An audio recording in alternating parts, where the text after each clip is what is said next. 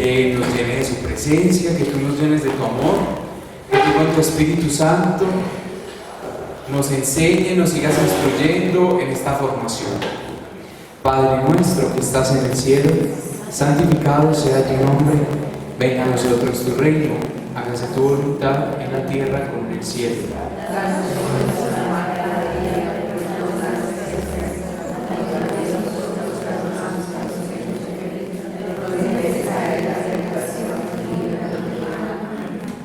Gloria al Padre, gloria al Hijo y gloria al Espíritu Santo. He aquí a la esclava del Señor. Amén.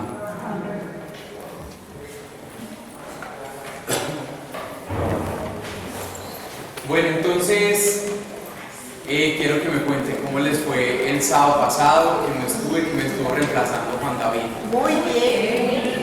¿Cómo les fue con el ejercicio de Bartimeo ese? ¿Qué tal? ¿Qué tal? ¿Cómo les fue con el Bartimeo? ¿Cómo les fue con el trabajo en equipo? Bien. ¿Se reunieron en la semana? ¿Cuánto se gastaron haciendo esa lección?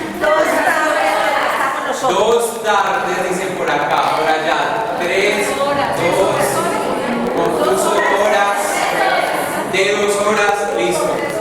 3 horas haciendo la lección divina. ¿Y quién lo hizo individual? ¿Quién no lo pudo hacer en grupos? Tú. No se facilitó el tiempo y todo lo demás. Muy bien. Por teléfono nos comunicamos. Bueno, está muy bien. Listo. Y entonces, bueno, esa era la primera pregunta, ¿cómo les había ido? Como pues cuántas tuvo, pero pues yo no estuve. Entonces yo quiero desatrasarme un poquitico de cómo les fue. ¿Revisaron los pasos de la lección divina con Juan David? Sí. ¿Qué hicieron? Dieron los aportes sobre la lección divina. ¿Y quién me hace un resumen de los aportes que dieron el sábado pasado? Uno bien filo de ustedes que tenga ahí fresquito en la mente. Vivi, adelante. El primer grupo habló de la existencia de Bartimeo, que a pesar de lo que lo callaron y todo, siguió gritando y perseveró. El otro grupo insistió mucho en el Jesús, hijo de David, ten compasión de mí. Se enfocaron pues en eso.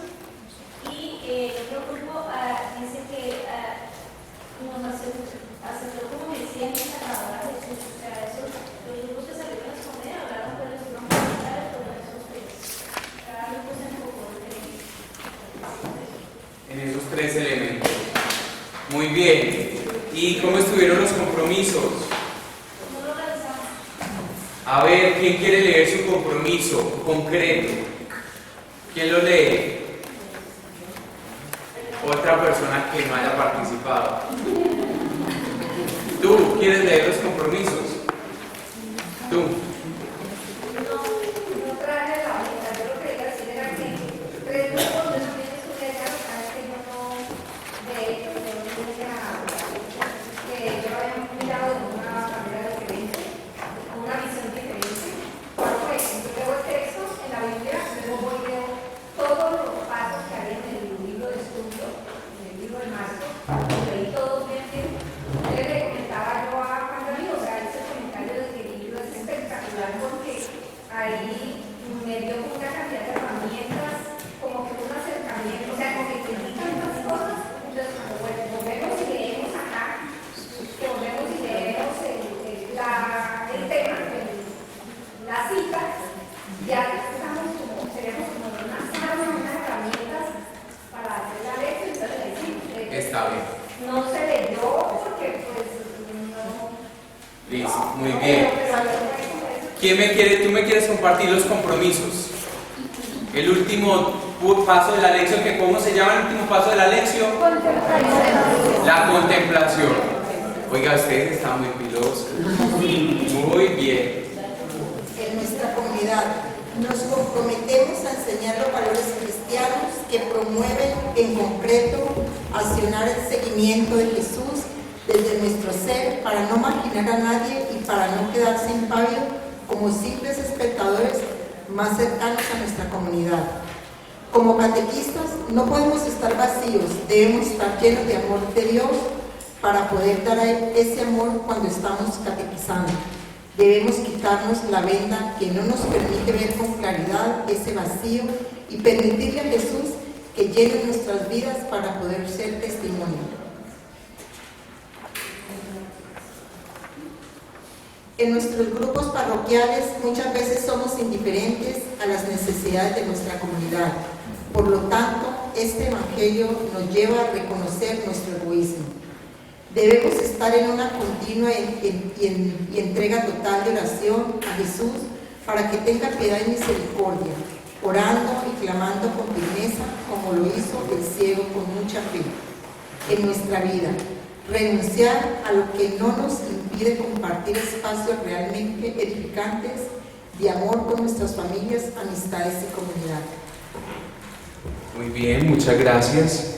¿Quién más nos quiere compartir el compromiso? Tú. ¿Puedes venir acá, porfa? Para que los virtuales nos vean, porque es que a los virtuales ya se han quejado que no nos vemos, de que yo me quito el micrófono, de que no pasa nada, ya pasa.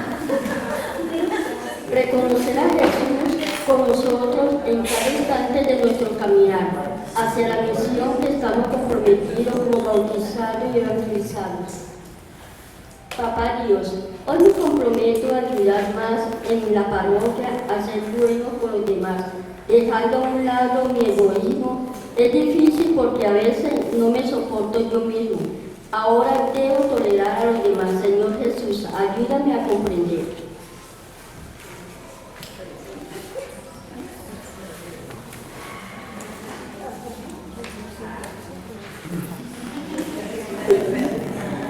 El mal de mi prójimo y a compartir más de poco que tengo para agradarte y merecer la promesa que Dios hizo con tu muerte y con tu resurrección. Gracias por escucharme.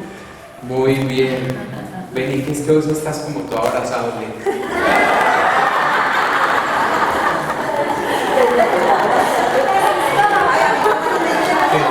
Ah, no, es que no todas son abrazables. Ella está como toda abrazable, ¿cierto? O digan ustedes que no. Bueno. Estoy soltando el miedo. Muy bien, muy bien. Excelente, excelente. ¿Quién más quiere contar sus compromisos?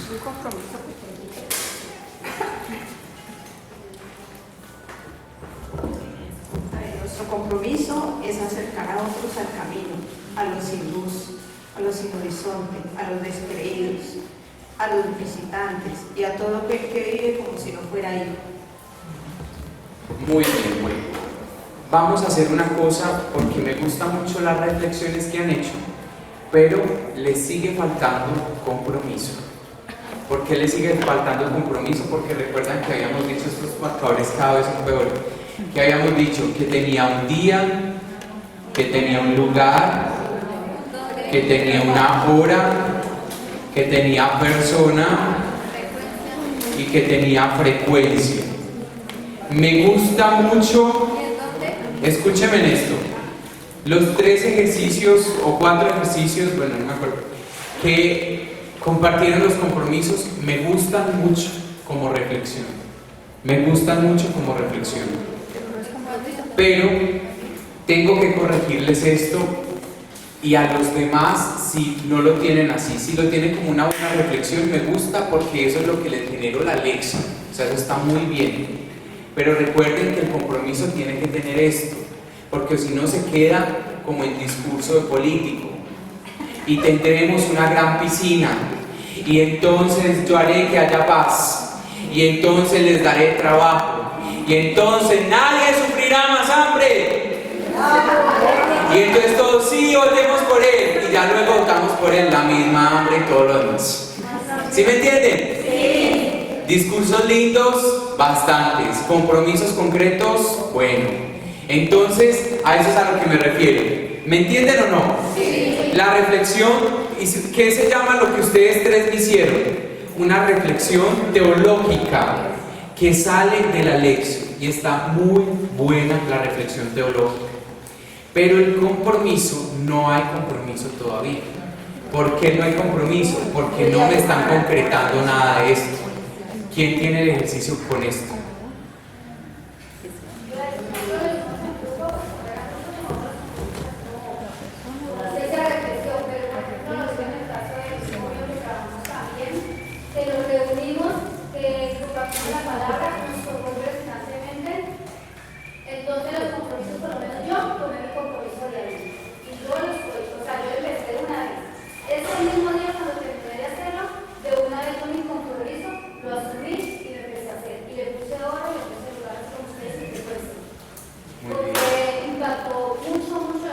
¿Podrías compartirnos el compromiso o es muy personal?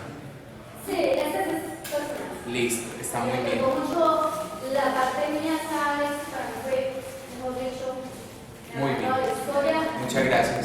Le puedo compartir algo que me doy aquí, es que un ciego que sirve para agradar a todo el mundo, para que la demás gente se apruebe.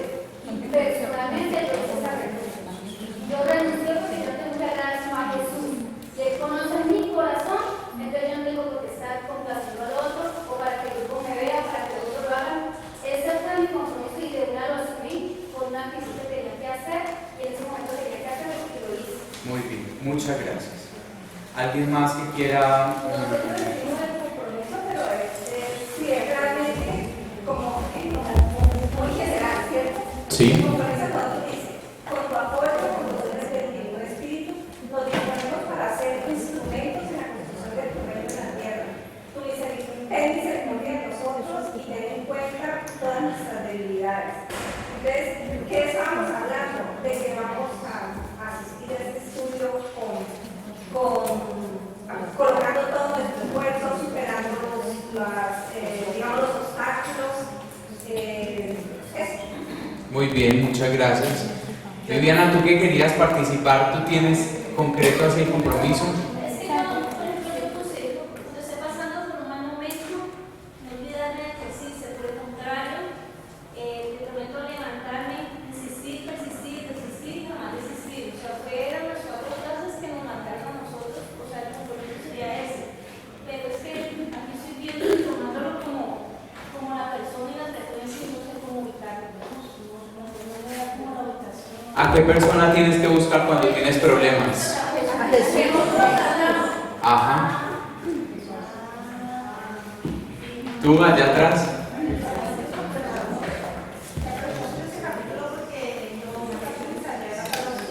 Para la enseñanza que había que hacer, pues la aplicamos en todas las disciplinas.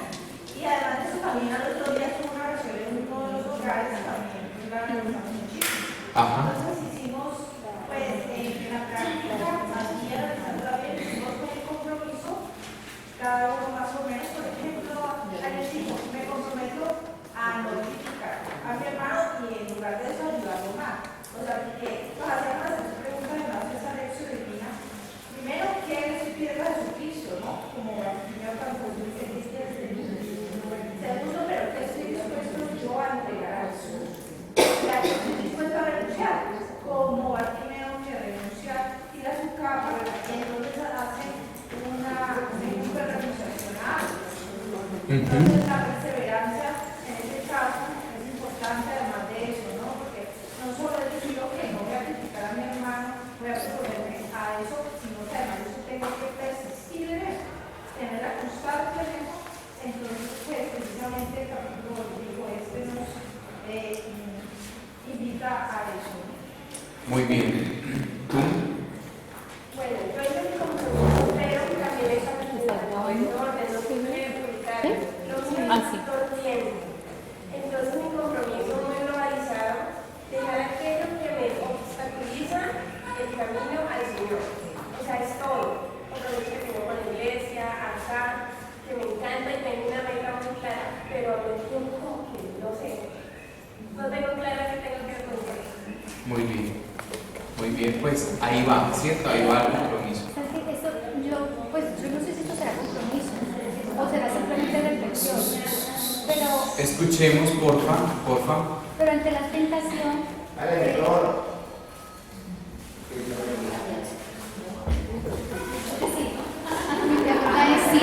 es compromiso, porque no tiene ni día, ni lugar, ni hora específico, pero pues más que compromiso es algo así como una ventaja.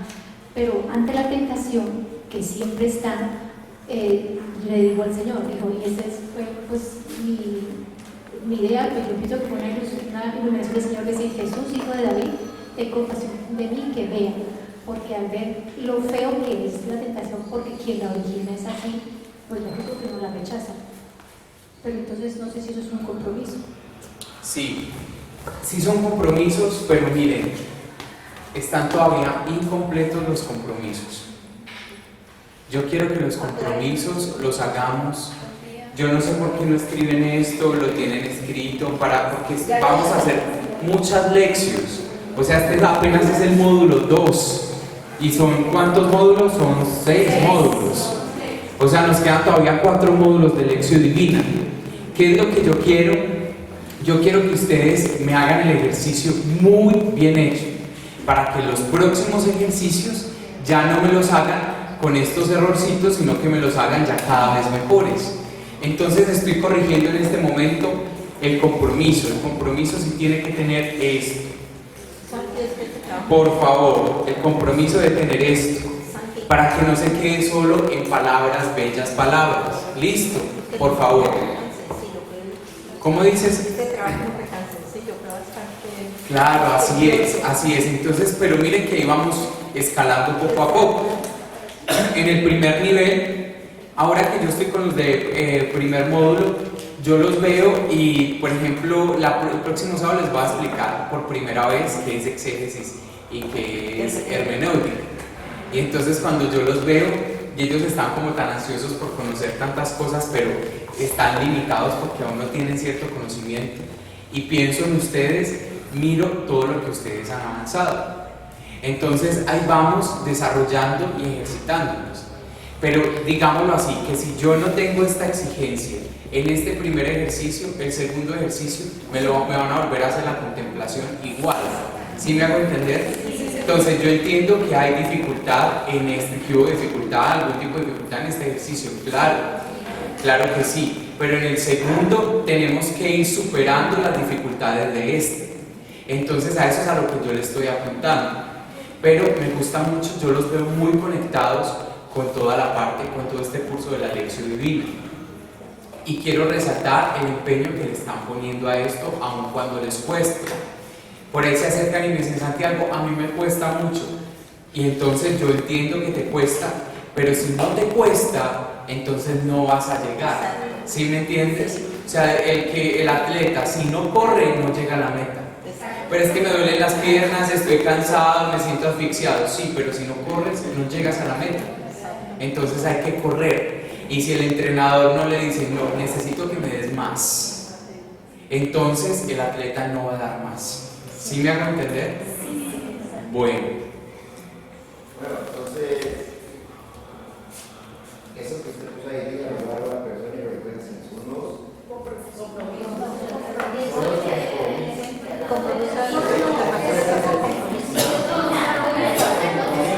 ¿pero qué estás diciendo? ¿Eso es una pregunta o qué es? No, pero es que, por lo menos aquí, en este libro, Ajá. se hace una ley de Dios. Ajá. Pero hay que. En ese compromiso que dice aquí, no habla de.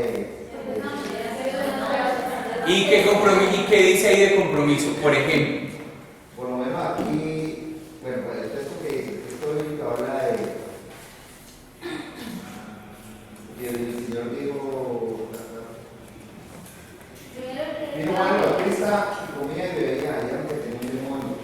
Viene el Hijo del Hombre que come y bebe y dice que miren que comidón y todo borracho, amigo de publicanos, pecadores.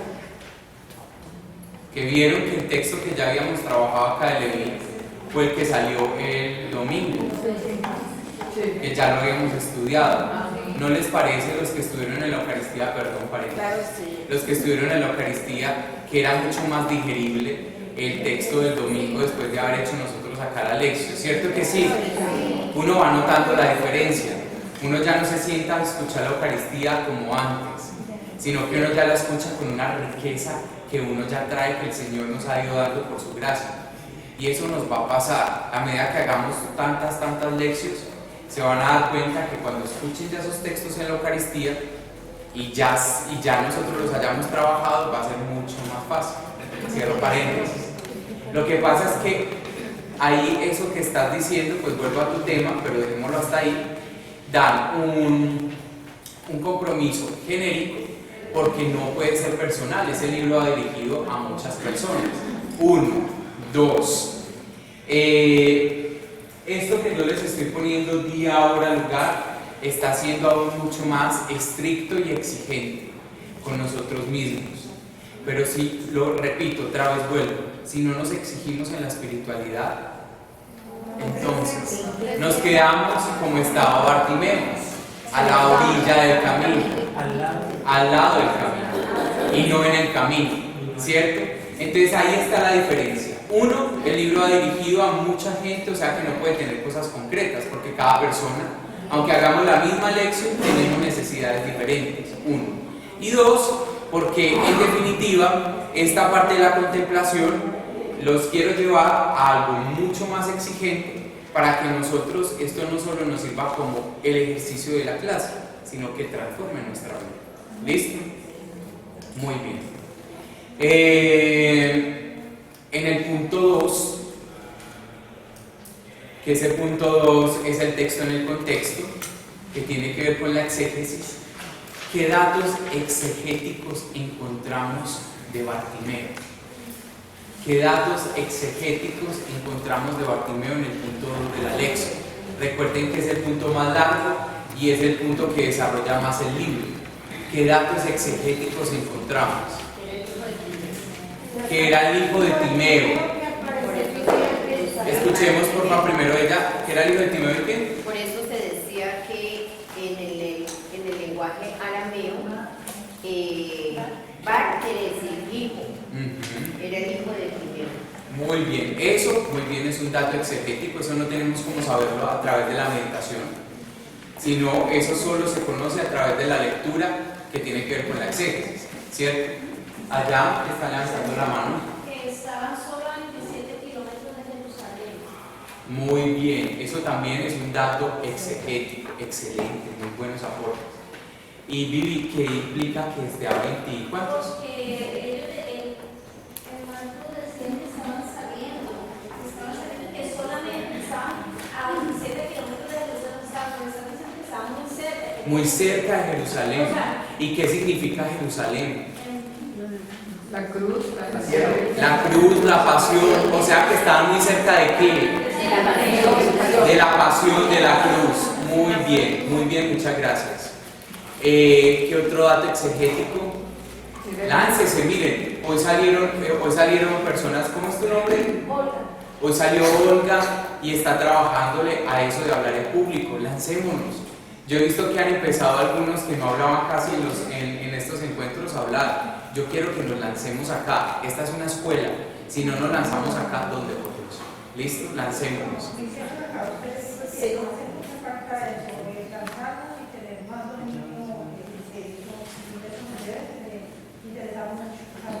Así es.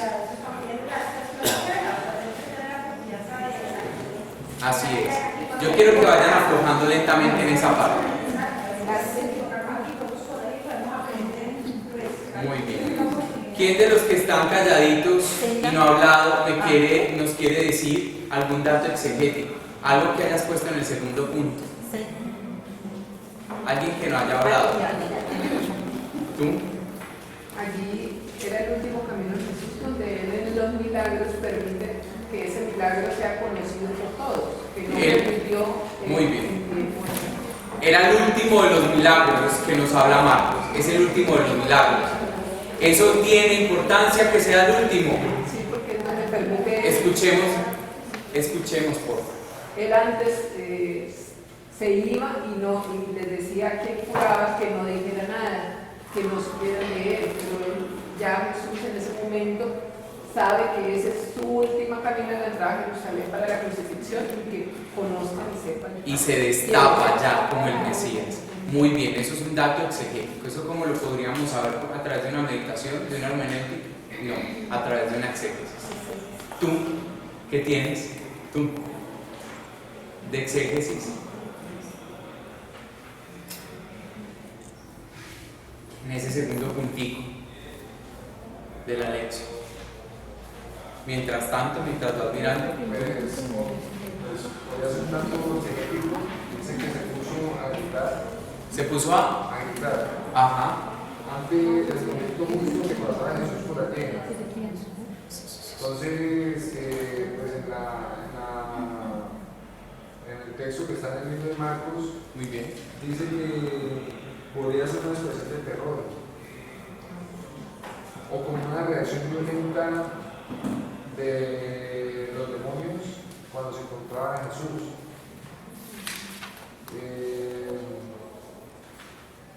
Dice también que por vez primera se expresa la invocación confiada de una persona que necesita a Jesús y lo aclama con un título que tiene un claro diferencia, o sea que ella empieza a verse como el Mesías. Eso es un dato exegético. Ese dato exegético, cuando lo encontraste en el libro, ¿a qué te llevó a pensar? ¿De qué te sirve ese dato que nos da ese libro? ¿De qué te sirve? Cuando lo leíste, ¿por qué te llamó la atención? Me llamó la atención la fe con la que Bartimeo llama a Jesús. O sea, el llamado, el grito, es como, digamos, sí, es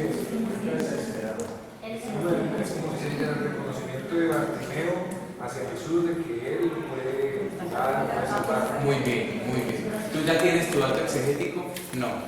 ¿Sí? ¿No? Listo, por acá.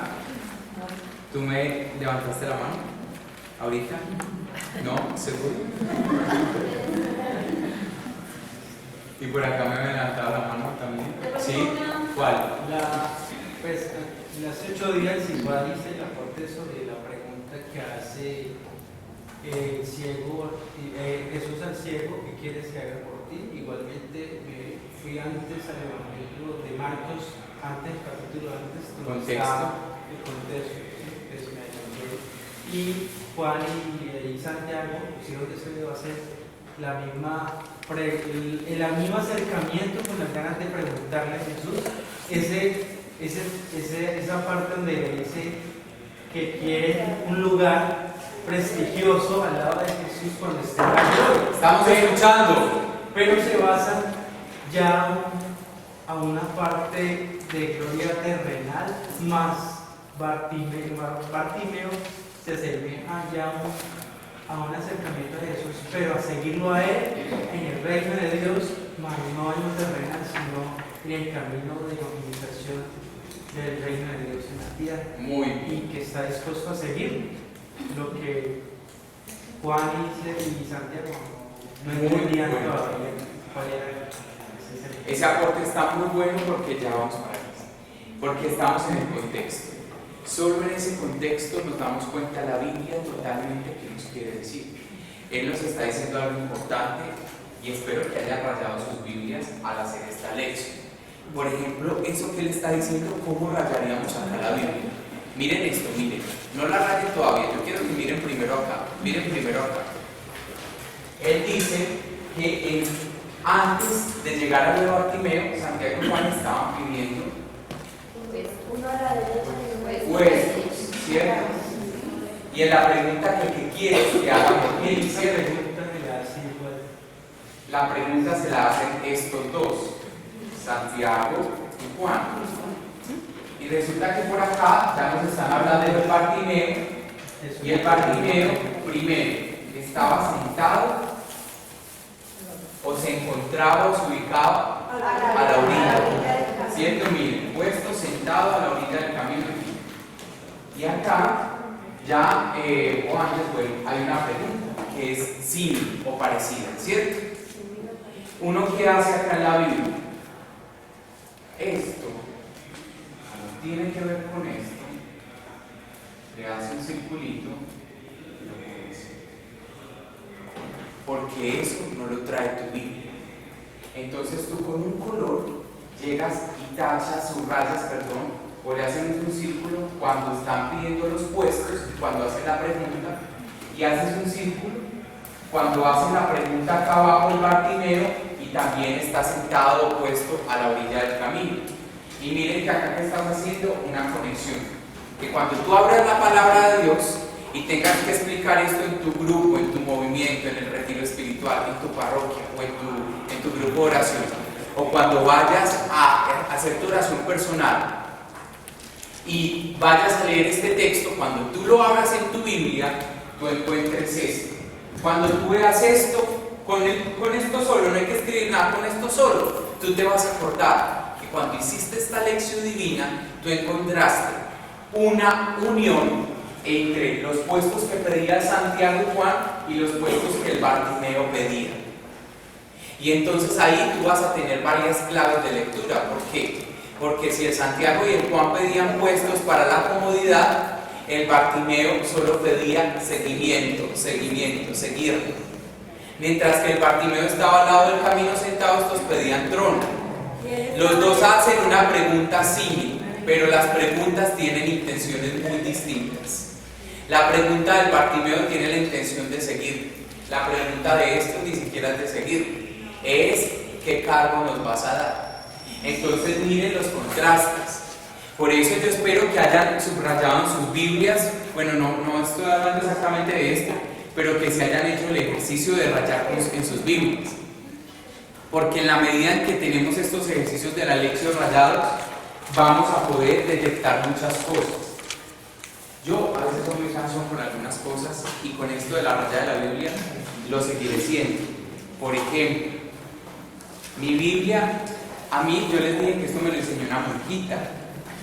Y esa monjita es buenísima en palabra de Dios, en Biblia, bueno, en fin. Y yo rayo mi Biblia cuando hago las lecciones, cuando tengo que preparar alguna predicación, cuando estoy en oración, en la Eucaristía, cuando el Señor me muestra alguna cosa, cuando estoy haciendo la lección, la rayo. ¿Sí ven todos los colorcitos? ¿Se alcanzan a ver? Y entonces yo la rayo. ¿Y para qué me sirve rayarla? Voy a poner un ejemplo. Cogí cualquier hoja acá. Se raya con azul acá. Dice, el joven rico cuando se puso en camino llegó corriendo y se arrodilló. El arrodillo lo tengo en un círculo con una flechita en color rojo. Y vamos a ver qué dice. No me acuerdo qué dice, pero vamos a ver qué dice. Dice, aquel que se postra ante los ídolos, su destino es la muerte. ¿Y eso de dónde salió? De una lección divina. ¿Me lo trae la Biblia? No. Eso es un trabajo y una iluminación del Espíritu Santo en un trabajo de estos, porque por eso pedimos Espíritu Santo. Entonces acá cuando yo vaya a volver a este texto y cuando yo le tenga que explicar a alguien o en mi oración personal yo le diga que el joven rico se arrodilló ante él, yo ya entiendo que el joven rico se postraba ante el dinero, o sea, tenía otros ídolos también. Por ejemplo, más adelante dice, Jesús le respondió al joven rico, ¿por qué me llamas bueno? Y también lo tengo en un círculo con rojo y puse un letrerito al lado que dice, el joven aún no sabe lo que es bueno y no lo sabrá nunca. Entonces miren que son cosas que o sea, el Señor te las revela en una lección y uno no puede dejar desaparecer y perder eso en las palabras que se las lleva el viento. Por eso la Biblia se vuelve la herramienta número 1 del evangelizador y del que busca ser evangelizado. Y en la medida en que hagamos este ejercicio, yo les aseguro que nos va a ir bien. Cuando la monjita nos enseñó a rayar la Biblia, yo ni sabía qué era lo que rayaba, pero yo empecé a rayar. Les estoy diciendo la verdad, sinceramente. Eso yo rayaba, había cosas que yo ni sabía para qué servía eso que yo rayé, pero ella decía que rayar y yo rayaba. Porque yo empecé como ustedes están ahí.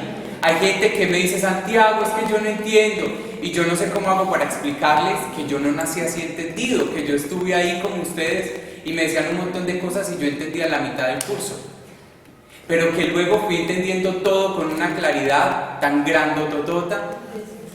Y al principio rayaba cosas que ni sabía, que la rayaba porque la monjita decía que había que rayarlas. Pero para mí no tenían gran sentido. Y ya luego fui aprendiendo qué era lo que tenía que rayar. Y esta misma Biblia es la primera que rayé. Esta ha sido mi única Biblia así de estudio. Y tengo lo que rayaba ahí, que yo así lo encuentro, y digo, ¿yo por qué rayé eso? Y yo dije, seguro eso es de esa época. Y ahora encuentro otras cosas, como la de este joven rico, que son lecciones que ya el Señor me ha ido dando más conciencia y me ha ido ejercitando más este carisma de interpretar la palabra. Ese carisma lo estamos acá desarrollando fuertemente. Ustedes han visto que ha sido un estudio fuerte de trabajo, de tareas, de venir, de estudiar, de asimilar. Es así. Entonces esa es la invitación que reitero hoy nuevamente. ¿Está bien? Bueno. ¿Sí? Marcos cita nombres de personas por el relato de la pasión, dice pronto los nombres de los discípulos. Él dice extra que siempre se refirió a primero, caso de Bartimeo, era una persona con vida, desde que lo nombró, entonces era una persona, no era cualquiera, pues. Muy bien. Eso no lo dice ahí el libro. Es un dato exegético. Es un dato que nosotros no podemos saber, pero el autor nos dice. ¿Por qué nombra que es el hijo de Timeo?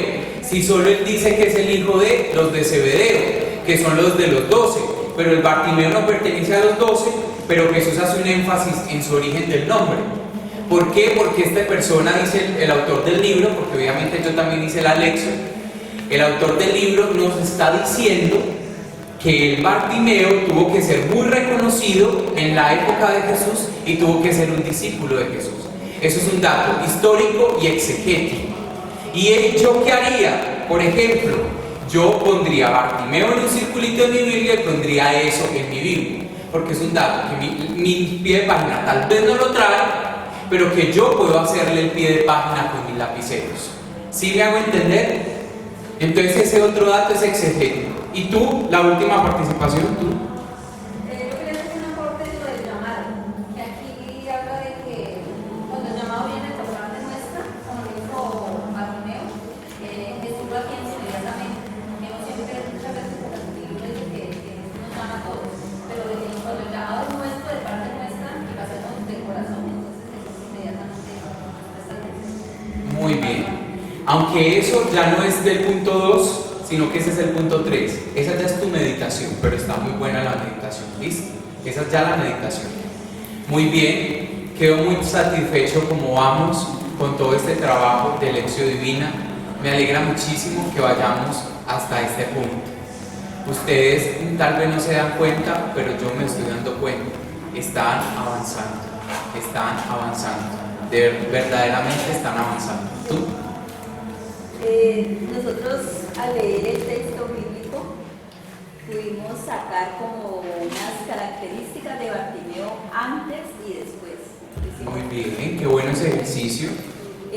Bartimeo antes estaba fuera de camino, sentado, ciego, era limosnero, dependía de lo que le dieran los demás, no tenía un futuro, sin proyecciones, estaba aislado, era excluido, sin fe, sin compromiso, incrédulo, esclavo, sus necesidades se las atribuían a los demás. Perdón, voy a hacer una corrección porque si no se me olvida. Sin fe, no la. Bartimeo se tenía una gran fe. Esa es la única correccióncita, ¿cierto? La única corrección. Continúa. Después de que ya lo acallan. Perdón, porque el Bartimeo era pobre en muchos sentidos, pero si algo tenía era fe. O sea que eso fue lo que lo terminó haciendo al rico, ¿cierto?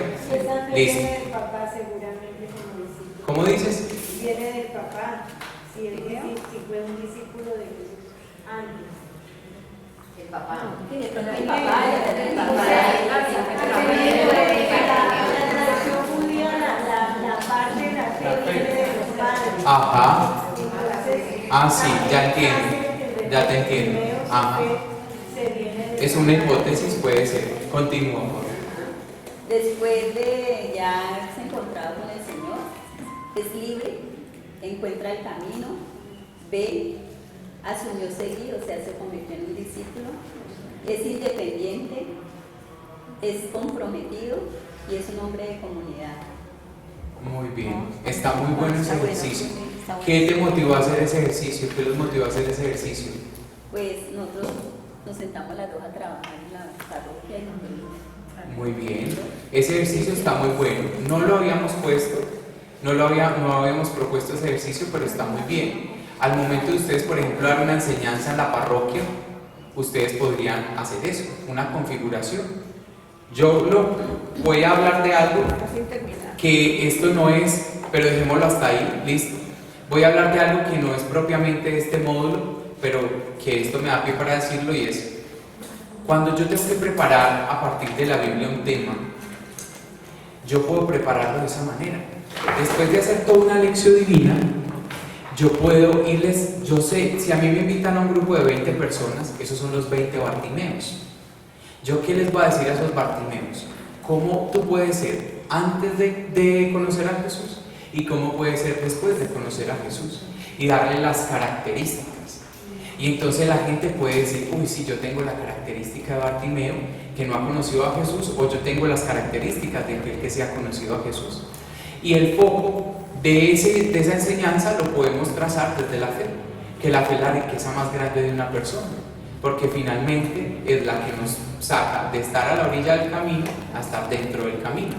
Entonces miren que a través de eso que ellas hicieron, se puede sacar un tema para compartirlo en uno de los grupos a los que ustedes pertenecen. Bueno. Entonces si ven que de ahí es donde va surgiendo, uno a veces dice, ay, pero qué tema doy, pero cómo lo doy. Y miren que uno estudiando la palabra, la misma palabra saca los temas, la misma palabra va sacando los temas. ¿Cómo? No, muchas gracias. Gracias. Entonces, pues quería hacer ese pequeño. No hemos llegado hasta una aplicación pastoral de toda esta lección divina, pero miren, esos ejercicios se van aproximando a una aplicación pastoral. Más adelante en los otros módulos va a tener varias sorpresitas de los siguientes módulos hasta el 6º módulo en cuanto a la lección divina. Ya lo van a ir viendo, ¿listo? Por ahora, acá seguimos en Caminadores, gateando con esto. Bueno. Una cosita que quería preguntarte, Santiago. Para mí, haciendo este ejercicio,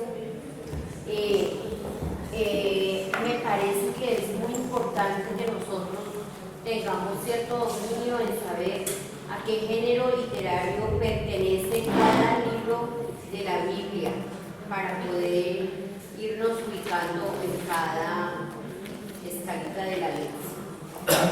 ¿Por qué con ese ejercicio descubriste que es necesario? ¿Por qué necesitabas saber el género de este texto, por ejemplo? Porque a una simple lectura no puede uno darse cuenta de los aspectos históricos, porque lleva otros aspectos también. Un poco más explícito, ¿me puedes decir eso, por favor? Aquí nos hablan de la parte mesiánica, de cómo Jesús estaba ya haciendo su último recorrido, se acercaba ya el momento de su pasión. También en la parte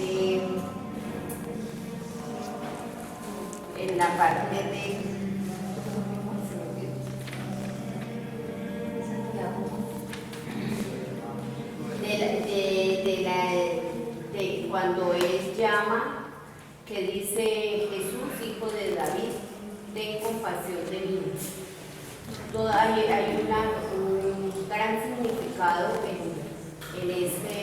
esta frase, como él sí le da a Jesús ese título que tiene, ¿no? Siendo que él era un ciego que estaba en el camino. Muy bien, eso que tú estás diciendo de los géneros, pues no apunta directamente a lo que estás diciendo, pero sí es muy importante saber los géneros. Voy a hacer una pregunta antes de responder esta pregunta. Levánteme la manito con toda conciencia y toda verdad. ¿Quién ya se leyó juicioso este librito que es la Biblia y cómo leerla?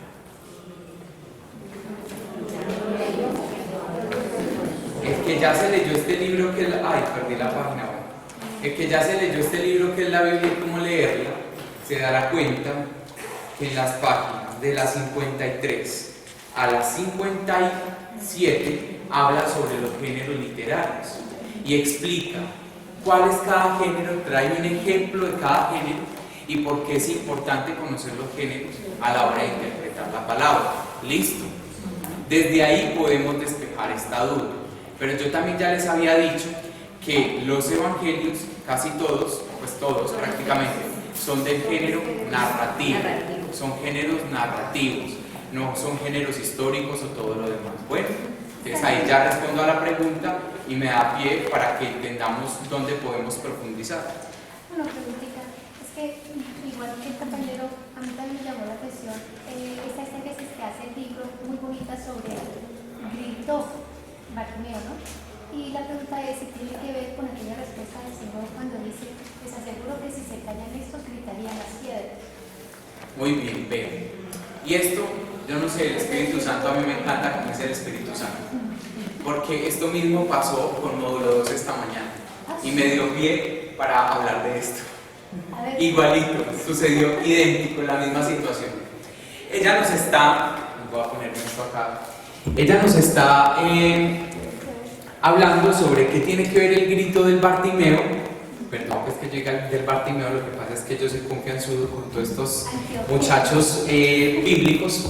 Y entonces ese grito del Bartimeo, ella está diciendo, sí, el autor, ustedes vieron que habla sobre el grito y desarrolla una pequeña teología sobre el grito. Y el texto bíblico, hay un texto bíblico cuando Jesús está entrando a Jerusalén que dice que así la gente se calle, las piedras hablarán. Y entonces ella dice, o gritarán, bueno, y ella dice que esto que tiene que ver con el ciego Bartimeo. Esa anotación es muy buena, porque tú qué puedes poner, cuando dice grito, le haces un círculo y pones ahí, no me acuerdo cuál es el texto bíblico, pones el texto bíblico de aunque ustedes se callen, las piedras gritarán, porque el Bartimeo pudo ser casi como una piedra en esa época, no contaba en la sociedad, era incontable, era casi que un objeto, y el Bartimeo gritó. Entonces, ¿de dónde sacamos eso?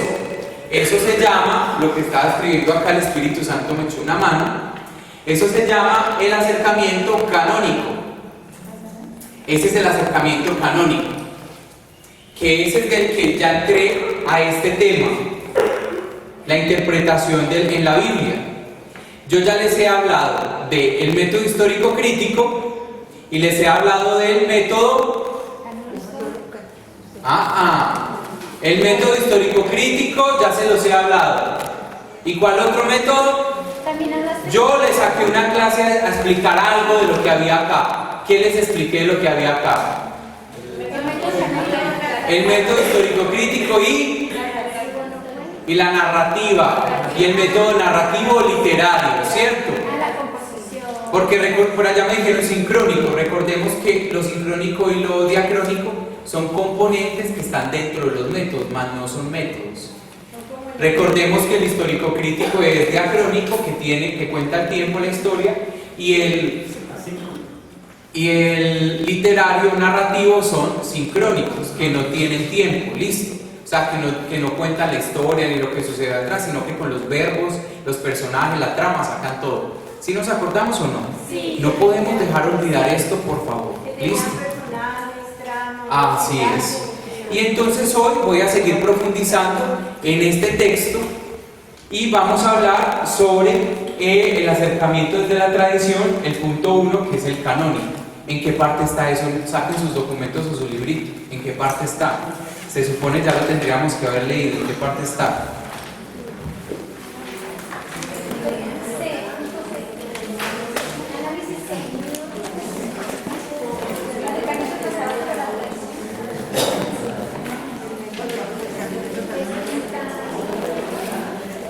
Ya lo tienen. ¿En qué página está?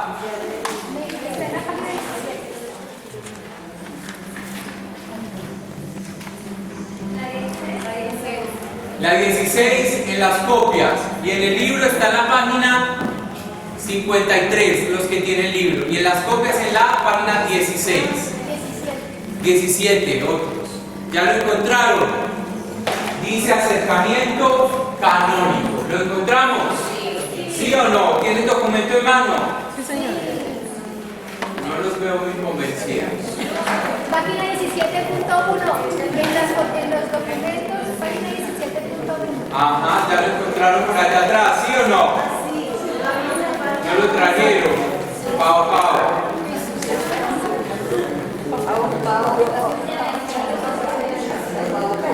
¿Listo? ¿Lo tenemos?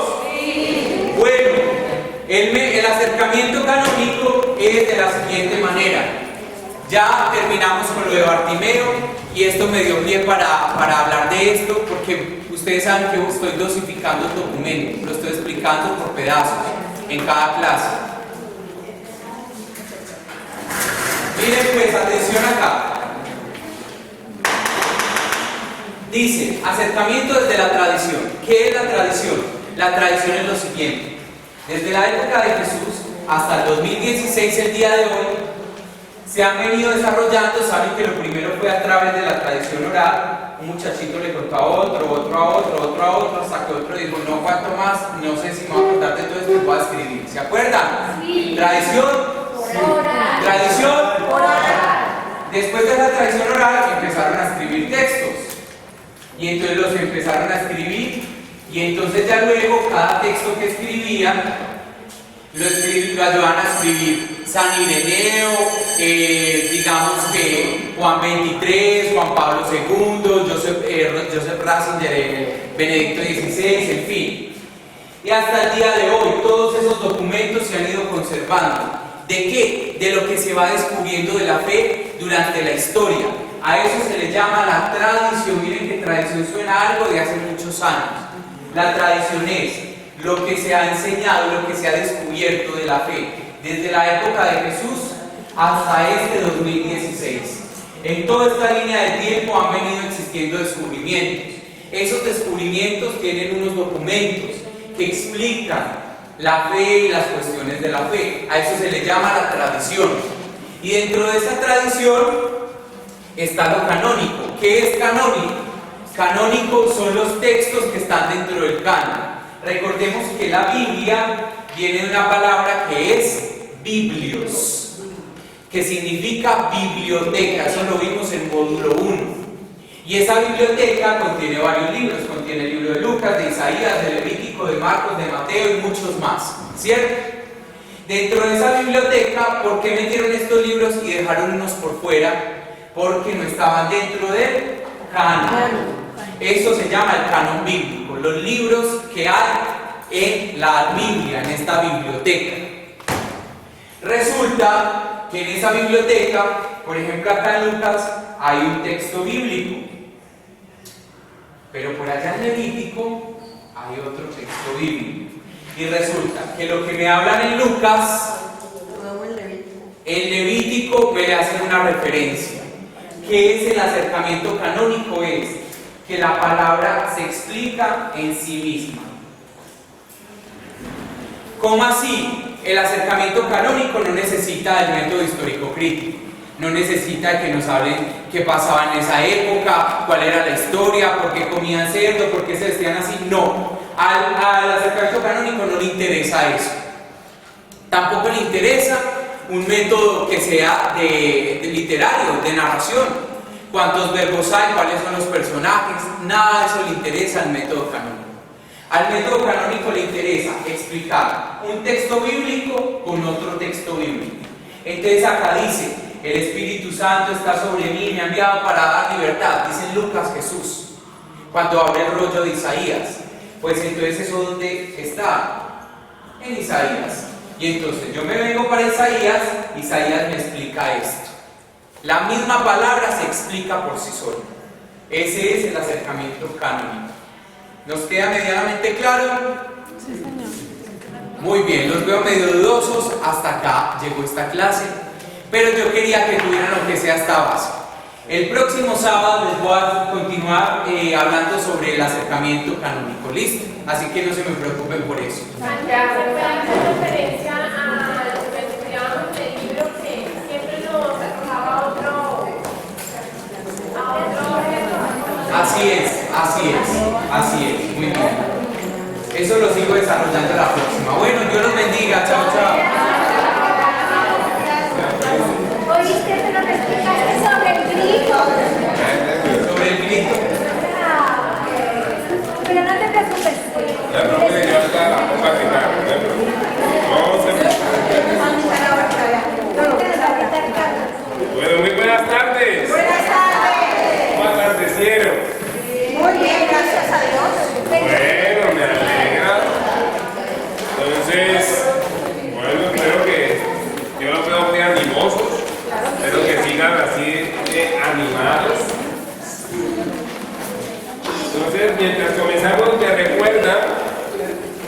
el tema que estábamos viendo hace 8 días, muchachos? ¿El Espíritu nos hace qué? Nos hace libre. ¿Y el Espíritu Santo qué más? Nos hace orar. Y les decía yo que todo eso estaba dentro de qué conjunto.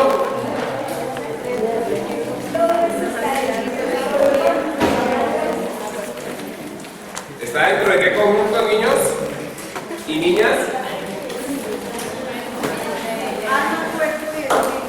Eso, y se acuerdan que había una pregunta. ¿Quién buscó la pregunta? ¿Alguien me puede decir cuál es la diferencia entre alma, cuerpo y espíritu? ¿Se acuerdan que hace 8 días quedamos de que yo iba a averiguar y que yo pensé que ustedes también iban a averiguar, ¿no? ¿Ah? Pero no averiguaron por ahí por Google.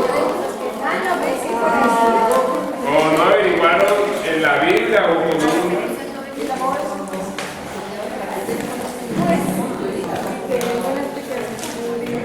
Bueno. Pareciera que una diferencia entre alma y espíritu. Pareciera que no, pero ayer me encontré con un maestro, anteayer, pues si no estoy mal, y me lo explicó súper bonito. Bueno, ahora sí otra vez, muy buenas tardes. ¿Cómo atardecieron? Vamos a ponernos de pie. Vamos a ponernos de pie porque ya está la última hora.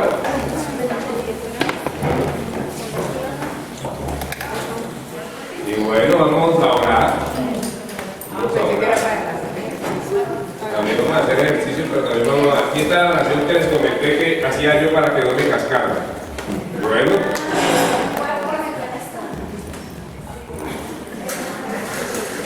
Esta es la oración que yo hacía que me gusta mucho. Entonces, miren, vamos a orar, vamos a darle gracias al Señor por todas las bendiciones que Él nos regala, por la oportunidad de estar aquí y que nos disfrutemos este espacio. Hoy la clase va a estar un poquito como con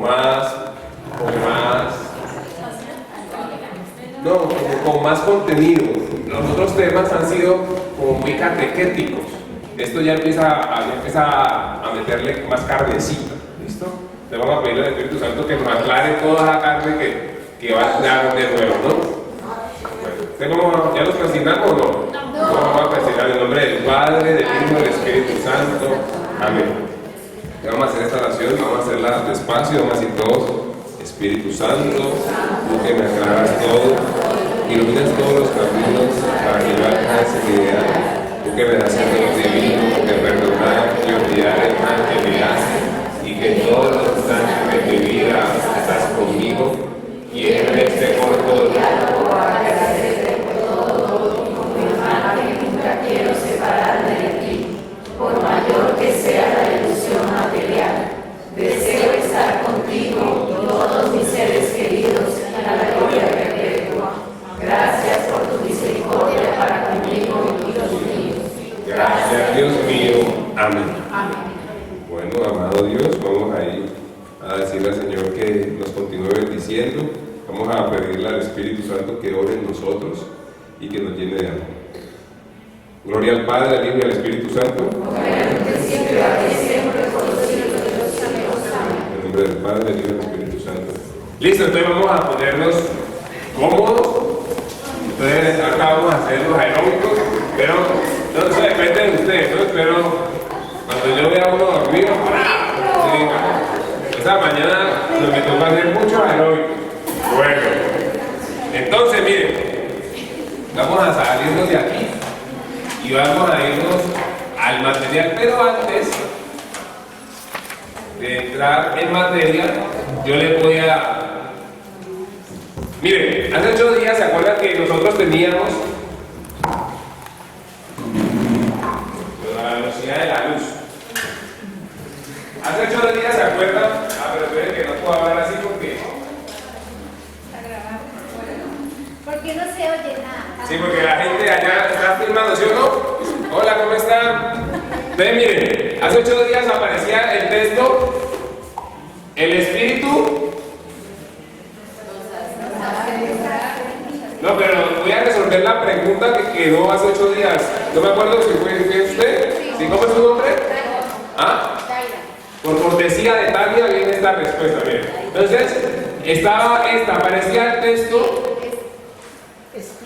Entonces, yo me preguntaba qué diferencia hay entre este espíritu con mayúscula y este espíritu con minúscula. Pues yo le di la respuesta de que este espíritu se refiere a quién, al Espíritu Santo, y este espíritu se refiere a quién, a nuestro espíritu. Pero cuando yo le estaba dando esa respuesta, me acordé de la antropología bíblica y me acordé que San Pablo lo dice muy bien, por allí en un texto no lo recuerdo, que dice que nosotros tenemos alma, cuerpo y espíritu. Eso lo creemos nosotros. Entonces, cuando yo le estaba diciendo esto a ella, me acordé también de la antropología de San Irineo, que también enseña que el hombre es cuerpo, alma y espíritu. Pero cuando yo le hablaba, no me acordé de algo. O sea, no es que no me acordé, sino que entró en mí una pequeña duda, porque yo decía, bueno, si nosotros recibimos el Espíritu de Dios y tenemos el Espíritu, no sería el mismo. Entonces eso me entró en la mente, entonces dije, vamos a averiguar. Yo le voy a pedir a alguien que me busque mientras yo voy explicando Romanos 8:14. Vamos a mirar Romanos 8:14. Entonces, miren los dos. Presten atención, alguien va buscando Romanos 8:14 y dice, se lo voy a explicar como me lo explicaron a mí, que me pareció como papárvulo, lo más sencillo, el dummies de la antropología bíblica. Entonces, ¿cómo explicar el cuerpo, el alma y el espíritu? No vamos a explicarlo, sino mirar cuál es la diferencia. Entonces, aquí me equivoqué, es con minúscula. Entonces, todo esto se va a mirar en relación a. Para poder entender, hay que mirarlo en relación a. ¿Cómo así? El cuerpo, ¿para qué me ayuda a relacionarme con qué o con quién? Con los demás. Entonces, el cuerpo me ayuda a relacionarme con quién? Con los demás. El alma me ayuda a relacionarme con quién?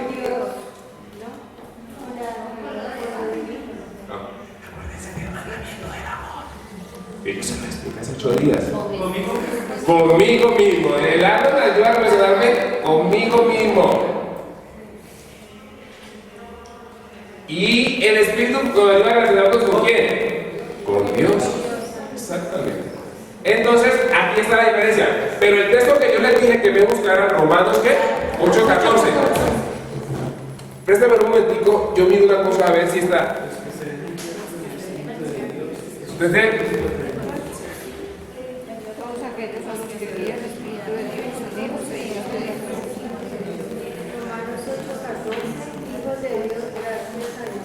entonces vamos a ir al 16. Ese tema de Romanos 8:16. Léalo usted ahí, ¿qué dice? El mismo Espíritu le asegura a nuestro espíritu que somos hijos de Dios. Listo. No, está ahí. ¿Qué dice? ¿El mismo qué? El mismo Espíritu le asegura a nuestro espíritu que somos hijos de Dios. Entonces, allí Romanos nos explica muy claramente que el mismo Espíritu de Dios viene y se une a ¿cuál espíritu? A nosotros, ¿para qué? Vuelvan a leer. ¿Qué dice? El mismo Espíritu.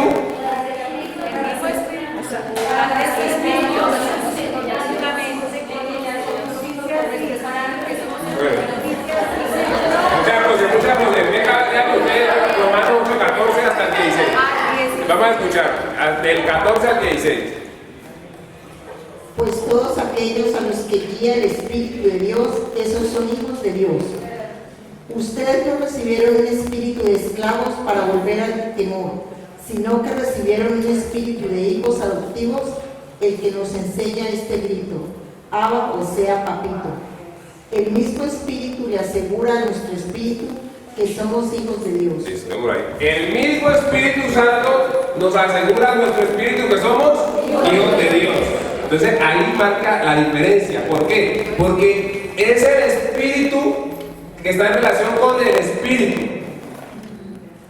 Y yo me relaciono conmigo mismo a través de mi alma y me relaciono a los demás a través de... Bueno, listo, sigamos. Entonces, el tema que tenemos para hoy es el siguiente. El espíritu florece en la iglesia. ¿Hago otra preguntita?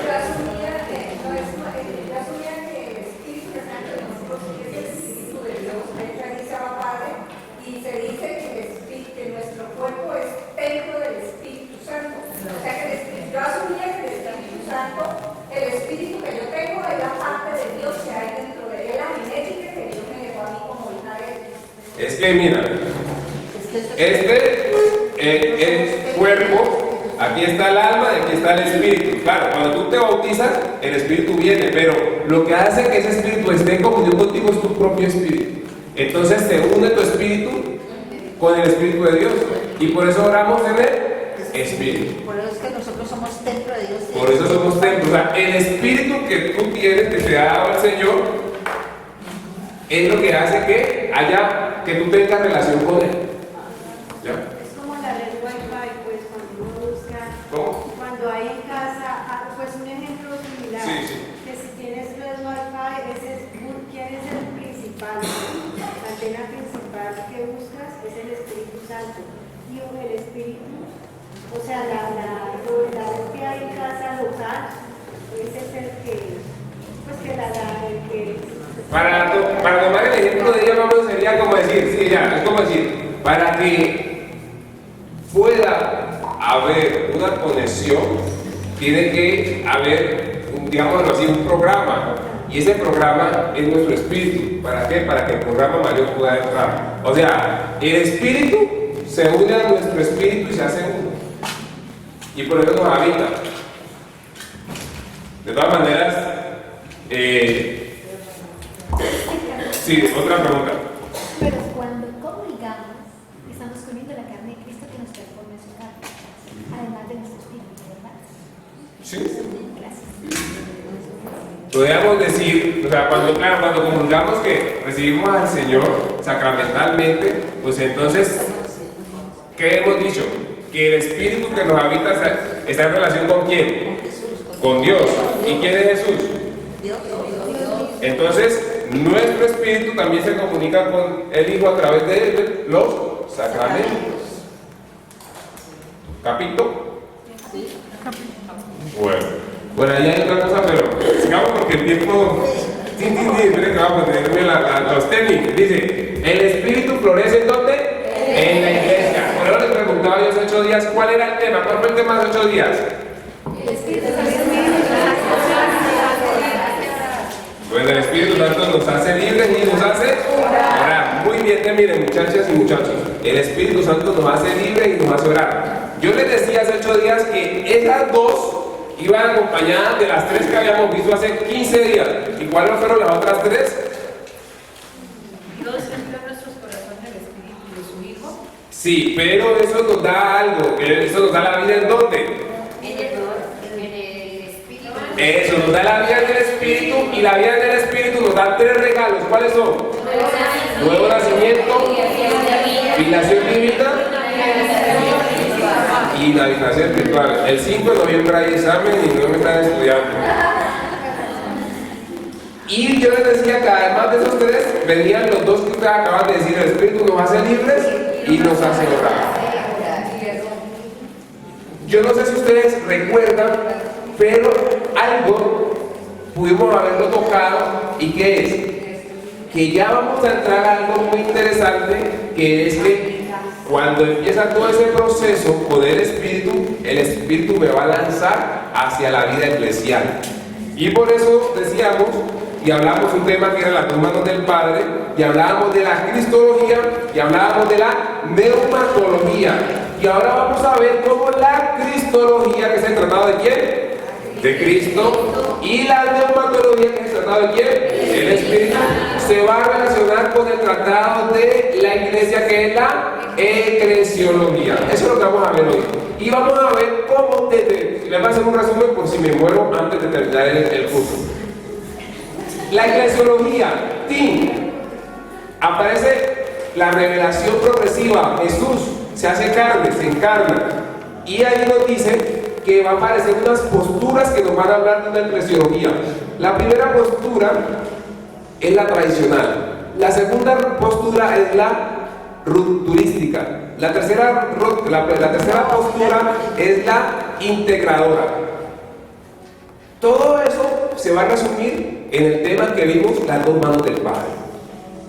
Eso es sencillo. Y después vamos a saltar a ver cómo la iglesia se injerta en el credo, porque el credo, cuando apareció, era para los catecúmenos, y cuando venían los catecúmenos, el credo era para hacer una profesión de fe. ¿Crees en Dios Padre? Sí. ¿Crees en Dios Hijo? Sí. ¿Crees en el Espíritu Santo? Sí. Entonces te bautizo en el nombre del Padre, del Hijo y del Espíritu Santo. Punto. Pero a medida que van apareciendo muchas situaciones en la iglesia como herejías y que hay que hacer concilios para cuadrar todas esas herejías, y cuando se hacen los concilios aparecen los dogmas, entonces todos esos dogmas van entrando en ¿dónde? En el credo. Primera herejía, el arrianismo. El Jehová había un sacerdote que un día estaba así pensando que no era malo y dijo, no, Jesús no fue Dios. Entonces él dijo que no era Dios, entonces tiene que salir de la iglesia y hacer el primer concilio en el año 325 de Nicea, y aparece el primer dogma donde se dice pues que Jesús es Dios. Por eso,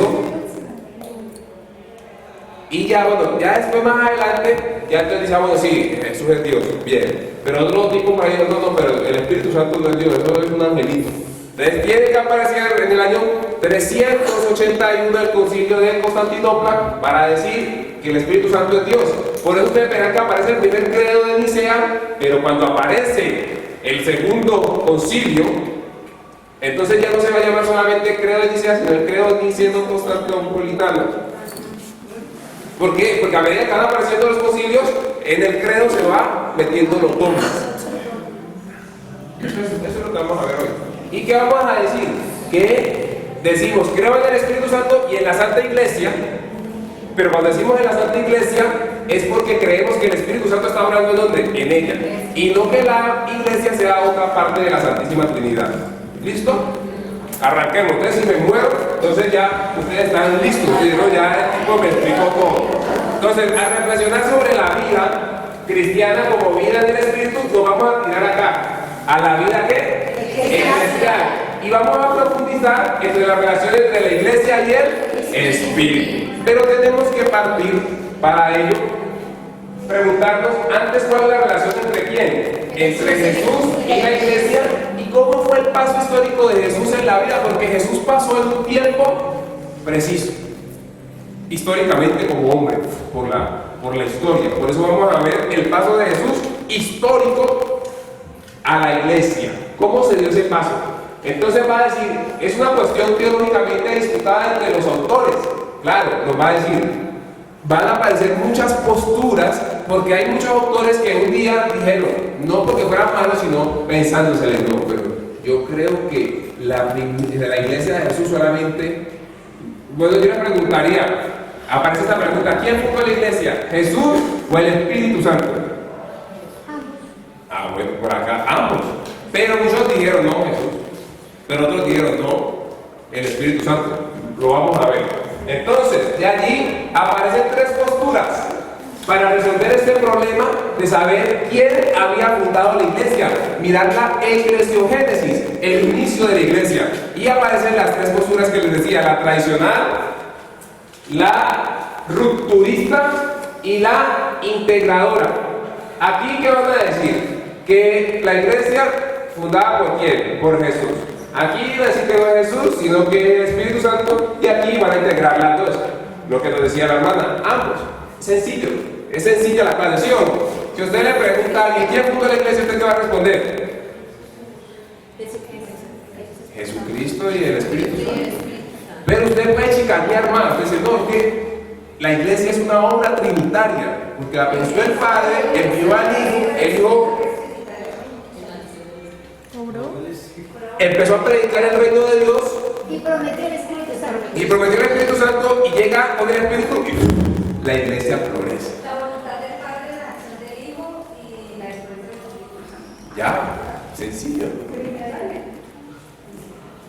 Como dice, si elemental, mi querido Guasón. Entonces, ya allí aparece la postura tradicional.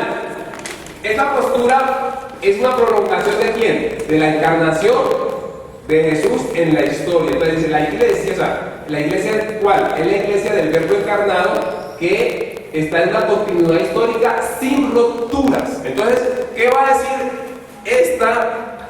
¿Cómo es que se llama? Que me olvidó. Esa postura, ¿cómo se llama?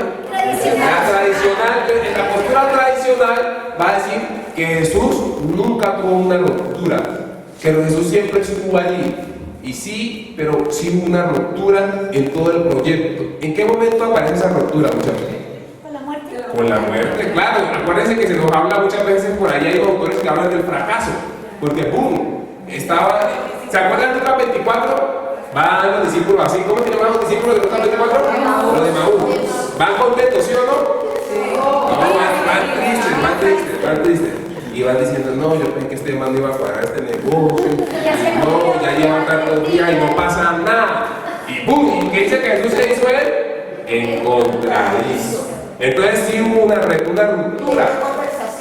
Y entró en conversación. Entonces dice, para esta visión la iglesia se constituye a partir de Jesús como una sociedad religiosa, con una estructura divina, intocable y estática. Fíjense con esa palabra, estática.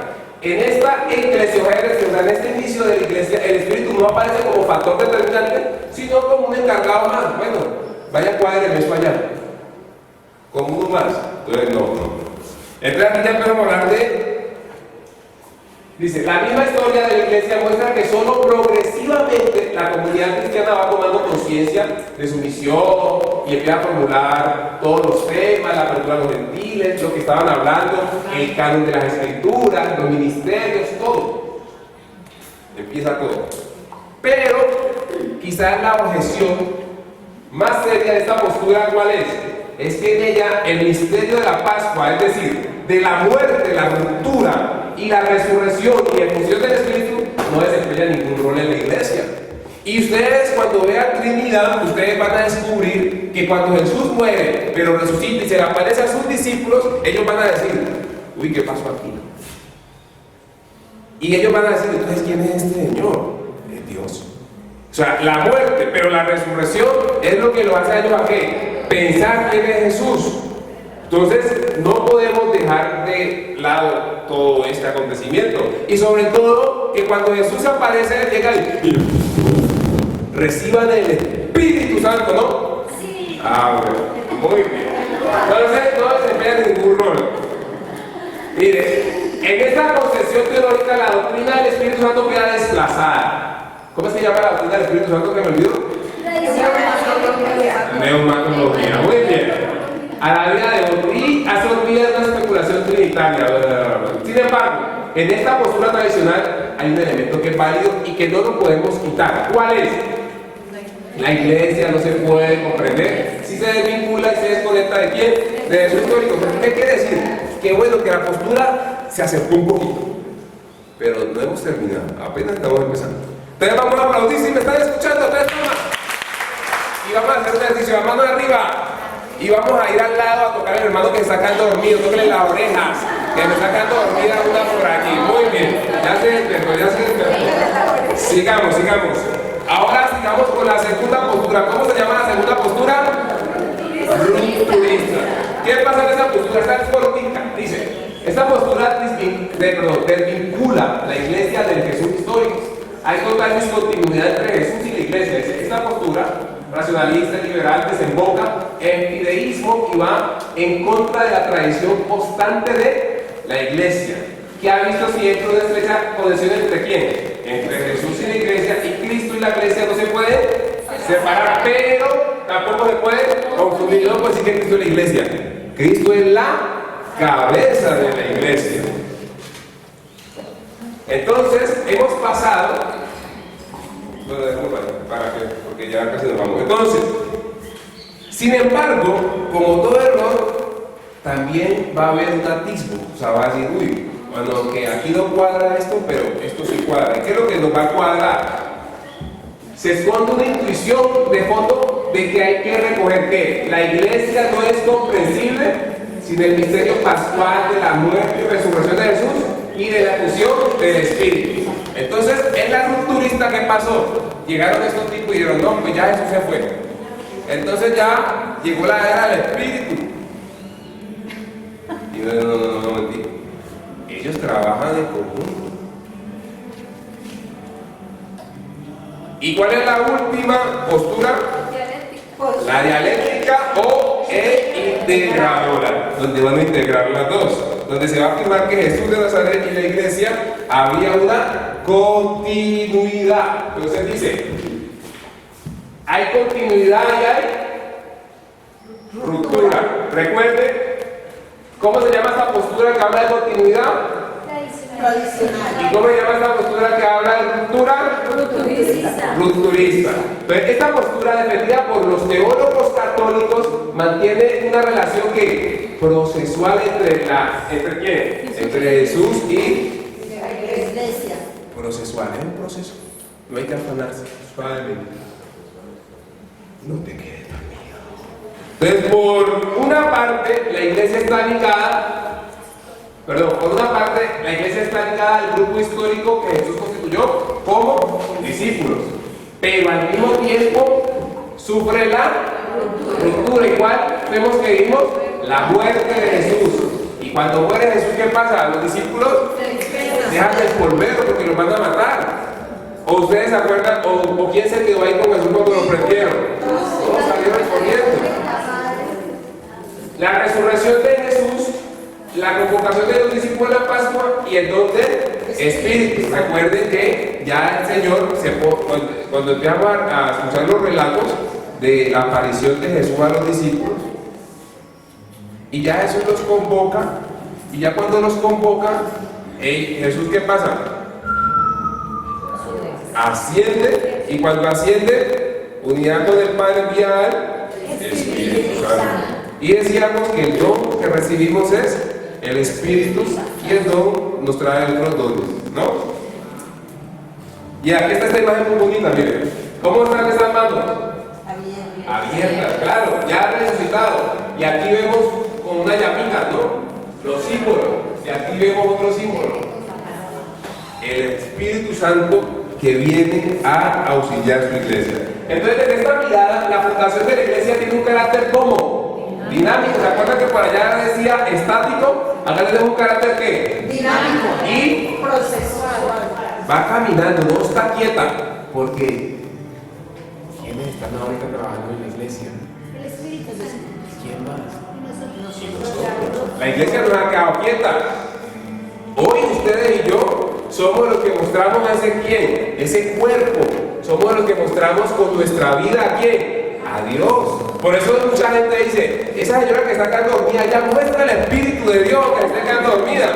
¿Ya? Entonces, eso anima. ¿Por qué? Porque ella está escuchando, ella cierra los ojos para escucharme mejor. Pero ella está mostrando el Espíritu de Dios. Entonces, acá aparece algo que parte del Jesús histórico, pero pasa por la cruz, la ruptura, pero después viene la resurrección, la continuidad y el don pascual del Espíritu. Entonces, de este modo queda patente que la iglesia posee dos principios. ¿Cuáles son? Ese tema lo vimos. ¿Cómo se llama ese tema que se me olvida?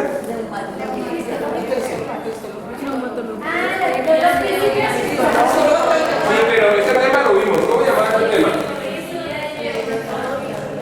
¿Cómo llamaba ese tema?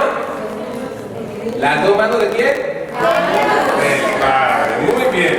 Pero aparece un monstruo. Aparece Ives Congar. Ese man es un bastante del espíritu. Ese tipo tiene un ladrillo escrito sabroso para que cuando tenga el tiempo lo lean. Afirma que el espíritu no adviene posteriormente una estructura eclesial, o sea, no aparece después de una estructura, ya que previamente establecida para animarla, por eso Ives Congar afirma que el espíritu no adviene, o sea, no aparece posteriormente una estructura eclesial ya previamente establecida para animarla, sino que él es el cofundador con Cristo, o sea, él es otro fundador. O sea que los dos que fundan la iglesia son el Espíritu y el Hijo. Por eso, muchachos y muchachas, se trata de una verdadera eclesiogénesis, un verdadero inicio de la iglesia. Por todo ello, parece más correcto hablar de Jesús como fundamento de la iglesia que como fundador, que puede ser interpretado en un sentido demasiado jurídico y estático, sin tener en cuenta que el Espíritu es también cofundador. No están repitiendo lo mismo que dijimos allá. Y ya va a aparecer un librito muy bonito que ustedes ya se están leyendo, el Vaticano II, especialmente en la Lumen Gentium. Que dice el Vaticano II, el mismo Vaticano II procura evitar la palabra fundación, referida a Cristo, y afirma simplemente que Jesús dio comienzo a la iglesia. Eso es lo que le encantaba a Jesús, anunciar. Recuerde, el reino de Dios se parece como el reino de Dios se parece el reino de Dios, siempre el reino de Dios. Busquen primero el reino de Dios y su justicia, y lo demás llegará por añadidura. Tenemos que comernos la Biblia, ¿no? Recordemos eso. Y les queda de tarea leerse el numeral 5 de la Lumen Gentium, Vaticano II. ¿Listo? Entre 8 días les pregunto. Numeral 5 de la Lumen Gentium. Y aquí aparece una imagen que ustedes ya conocen, las dos manos del Padre. En esto resumimos todo lo que hemos hablado. La consecuencia que podemos deducir después de este largo recorrido, después de estas tres posturas, es que la iglesia tiene dos principios constituyentes: Cristo y el Espíritu, las dos manos del Padre, las dos misiones trinitarias. O sea que podemos decir que el Espíritu Santo es misionero. Pues yo no sé, voy a averiguarlo. Entonces se puede también decir que María es maestra de misión, porque está llena de Dios. Ah, que es maestra, sí. Lo que no podemos decir es que María es corredentora. No. Ay, pero eso lo espero. Que María es corredentora y yo Pues hasta el momento lo que a mí me explicaron, no. Porque Jesús no necesitaba a María para salvarlo. Si María hubiera dicho que no, habría aparecido otra persona. Claro, madre, María pudo estar allí, pero nosotros no podemos poner a María como otra redentora, no podemos igualar a Cristo. Porque cuando decimos que cuando decimos que el Espíritu Santo es cofundador, es porque también es Dios. Lo igualamos. Pero si yo digo que María es corredentora, es como si la estuviera poniendo al mismo lugar de Cristo, y nosotros nunca podemos. María es nuestra madre, la amamos con todo el amor posible, pero no podemos poner a María al mismo nivel que Cristo nunca. Exacto, repita otra vez eso, vamos a escuchar. Porque colabora en la obra de salvación. Sino que muchas veces uno quiere ponerle a María muchos títulos y termina poniéndole a María títulos que no son de ella. Corrector no puede ser una mujer. Desde el principio, en la palabra corrector se le atribuye a un hombre. Y así se pudiera poner, no la podemos igualar. Sí. Cuando dice las dos misiones trinitarias, se puede, mejor dicho, dice que la misión del Hijo es diferente a la misión del Espíritu Santo. Claro, porque recuerden que el Padre crea, el Hijo redime y el Espíritu Santo santifica. Y listo, ¿nos quedan cuántos minutos? 15. Me voy a meter en la chancleta porque todavía nos falta, ¿no? Ya van a ver todo tan lindo. Tiene que ir. Y el otro tema era el que le decía, la inclusión de la iglesia en dónde? En el credo. Les decía que sencillamente la inclusión de la iglesia en el credo es sencillísimo. Es decir, que cuando decimos creo en el Espíritu Santo y en la Santa Iglesia, no es que la Santa Iglesia sea parte de la Trinidad, sino que el Espíritu Santo está orando ¿en dónde? En la Santa Iglesia. Entonces la iglesia primitiva se sentía impulsada y movida ¿por quién?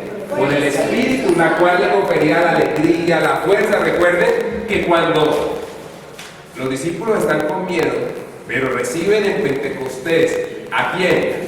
Al Espíritu Santo, salieron fletados a anunciar las maravillas de Dios. Recuerden también que cuando los cogieron les dijeron, no queremos más que lleguen el territorio de ese tipo, y le metieron su golpiza. Y salieron otra vez, apenas le dieron su golpiza, salieron, sí, Jesús es el Salvador. Y le dijeron, y no les dijimos que no hablaran más de ese tipo, y dijeron, hay que obedecer primero a Dios antes que los hombres. Pero eso lo hicieron porque estaban llenos de la fuerza de quién? Del Espíritu Santo. Y miren la imagen de acá, Jesús está soplando el aliento, reciban del Espíritu, y vemos cómo el Espíritu impulsa a quién, a la iglesia. Muy bien. Entonces, a nivel teológico, vamos a ver lo siguiente. Constituye un dato importante la inclusión de la iglesia en el credo, donde la iglesia parece estrechamente ligada a quién, al Espíritu. Ya estamos acabando, no os preocupéis. Sin querer entrar en discusiones históricas sobre el origen de las profesiones de fe, los credos cristianos primitivos, sin querer entrar en discusiones históricas sobre el origen de las profesiones de fe y los credos cristianos primitivos, lo que sí podemos afirmar es que el credo tiene una estructura ternaria que se refleja la fe ¿en quién? En la Trinidad. Por eso yo les decía ahora que, ¿qué les decía ahora? Que cuando iban a bautizar a los catecúmenos, les preguntaba, ¿crees en el Padre? ¿Crees en el Hijo? ¿Y crees en el Espíritu Santo?